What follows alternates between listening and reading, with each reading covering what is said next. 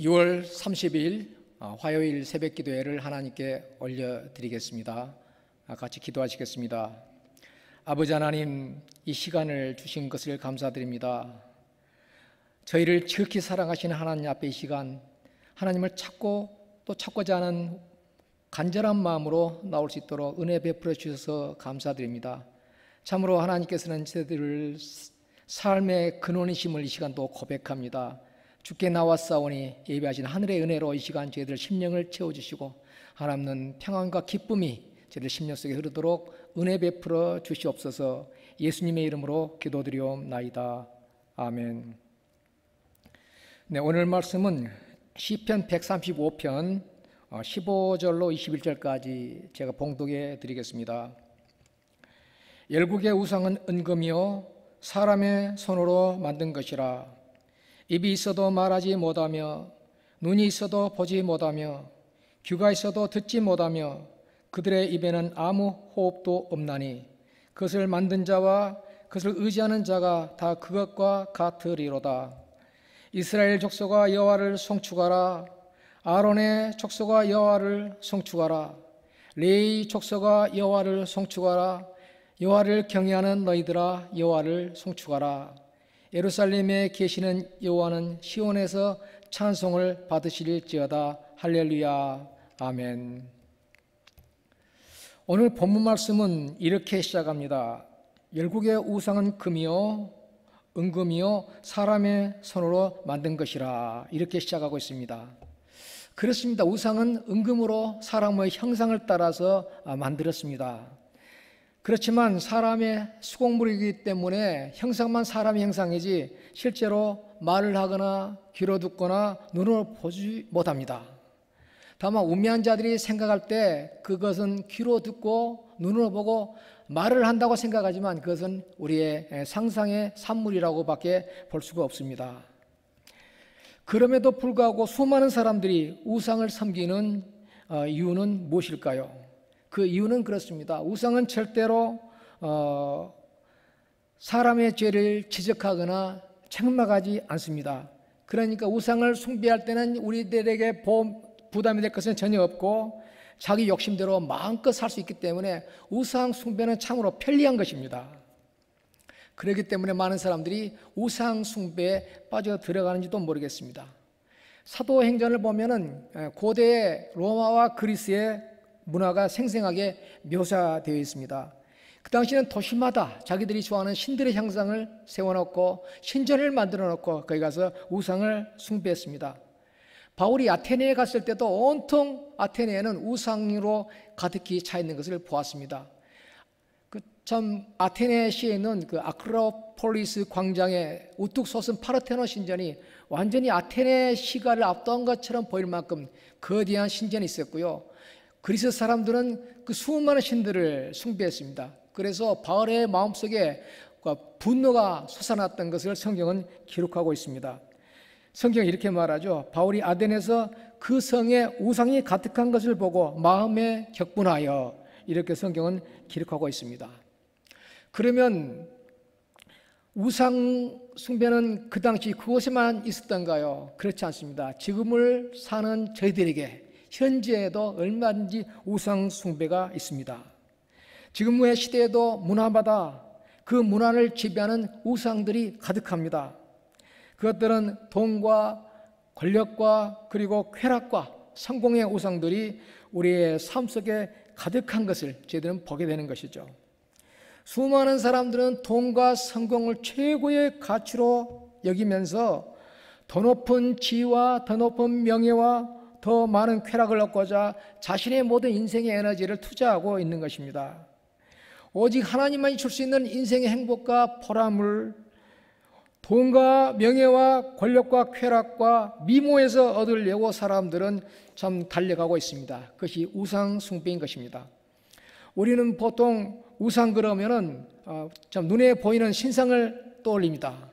그렇지만 사람들 마음속에 심겨져 있는 내적인 우상 숭배, 그것은 많은 사람들 심령 속에, 심지어 크리스찬의 심령 속에까지도 두루 퍼져 있는 것을 보게 됩니다. 결국 성경이 말하는 우상 숭배는 하나님만이 주실 수 있는 그러한 평강, 하나님만이 주실 수 있는 영원한 보람과 기쁨과 행복을 자신의 능력과 지혜에서 아니면 다른 피조물로부터 얻으려고 하는 것 때문에 우상 숭배가 이루어지고 있는 것입니다. 특별히 요즘엔 황금만능주의라고 해서 돈이 우상처럼 섬기는 그러한 시대 속에 저희들은 살고 있습니다. 돈만 있으면 못할 것 없는 것처럼 느껴지는 이러한 시대, 그래서 우리들은 속고 있습니다. 속게 됩니다. 믿음이 있다고 하면서 돈의 위력 앞에 고개를 숙입니다. 돈뿐만 아니라 저희들은 권력과 명예 앞에서도 고개를 숙이는 그러한 우상 숭배를 행하고 있는 것이죠. 하나님께서는 그토록 광대하시고 그토록 전능하시며 그토록 은혜가 풍성하시고 자비로우신데도 불구하고 우리는 하나님을 의지하고 하나님으로부터 도움을 구하는 것이 아니고 우리 눈에 보이는 세상적인 것으로부터 우리들은 도움을 받으려고 세상적인 것을 의지하는 그런 우상 숭배에 빠지고 있는 것입니다. 한마디로 우상이란 무엇입니까? 무엇이든지 간에 나에게 하나님보다 더 중요하게 느껴지는 것이라면 그것이 우상인 것이죠. 무엇이든지 간에 하나님보다 더 크게 내 마음의 생각과 내 마음의 어떤 에너지를 차지하는 것이라면 그것은 우상인 것입니다. 하나님만이 주실 수 있는 것을 다른 데서 찾으려고 한다면 그것이 바로 우상인 것입니다. 우상은 우리 마음을 지배합니다. 그래서 우리는 우리 마음을 지배하는 우상 때문에 별 생각 없이 열정과 시간과 에너지와 돈과 우리의 모든 자원을 거기에 쏟아붓게 됩니다.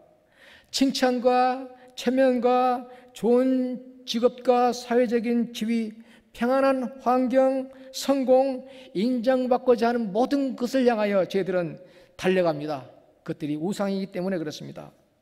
이러한 인간의 연약성 속에서 벗어날 수 있는 길이 없는가? 처음엔 자기도 모르게 빠져들어가는 우상 숭배에서 우리는 벗어날 길이 없는가?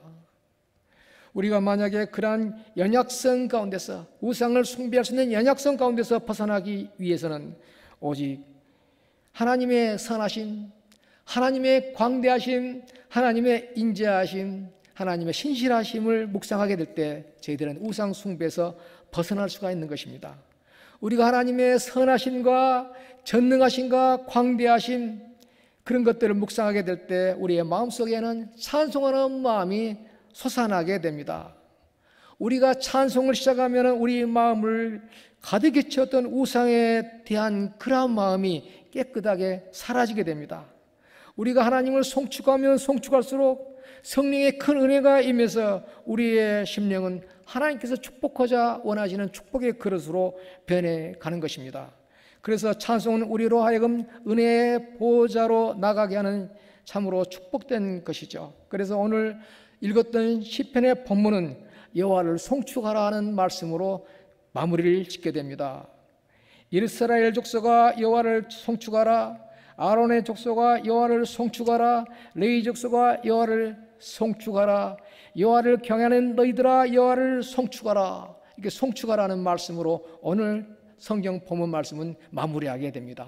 그렇습니다. 저희들은 하나님을 송축함으로써 우리가 연약해서 저지를 수 있는 나도 모르는 우상 숭배에서 벗어날 수 있을 줄로 믿습니다. 기도하시겠습니다. 아버지 하나님, 저희들은 잘못인지도 모르고 저희들이 범죄를 저질릴 때가 있습니다. 저희들이 모르는 하나님께서 싫어하시는 우상 숭배에도 빠질 때가 있음을 고백합니다. 그러지 않기 위해서, 그러한 연약성에서 벗어나기 위해서 우리는 분명히 깨달아야 될 것은 하나님만이 진정한 저희들에게 참된 행복과 보람과 삶의 의미를 베푸신다는 것을 깨닫게 하여 주시옵소서. 저희들은 하나님의 선하심과 하나님의 광대하심과 하나님의 전능하심을 묵상하면서 찬송의 자리까지 나아가는 하나님의 진정한 자녀들이 되도록 은혜 입혀 주시옵소서. 저희들 삶의 하나님께로 향하는 찬송이 풍성하도록 은혜 베풀어 주시옵소서. 예수님의 이름으로 기도드리옵나이다. 아멘. 네, 계속해서 저희들의 중보 기도 제목 하나님 앞에 들으시면서 또 하나님 앞에 간절히 저희들의 참 믿음의 간구를 드리는 귀한 시간으로 채워지면 좋겠습니다. 계속 기도하시겠습니다.